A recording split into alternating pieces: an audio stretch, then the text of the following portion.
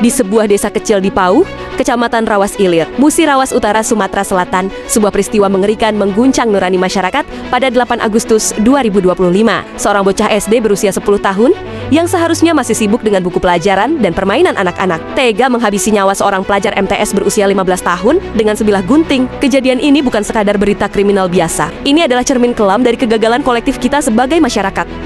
Bagaimana mungkin seorang anak kelas 4 SD memiliki dorongan untuk melakukan tindakan sekejam itu? Apa yang mendorong seorang anak yang seharusnya belajar tentang kasih sayang dan moral justru mengayunkan senjata ke leher temannya? Apakah ini soal pendidikan yang gagal menanamkan nilai kemanusiaan? Ataukah lingkungan sosial, termasuk keluarga dan komunitas, telah kehilangan peran sebagai benteng moral bagi generasi muda?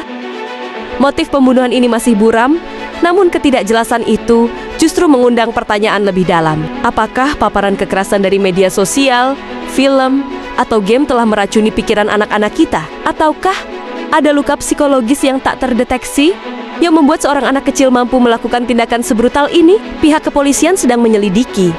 Tapi apakah penegakan hukum saja cukup untuk menjawab kegagalan sistemik yang membiarkan anak-anak kita menjadi predator bagi sesamanya?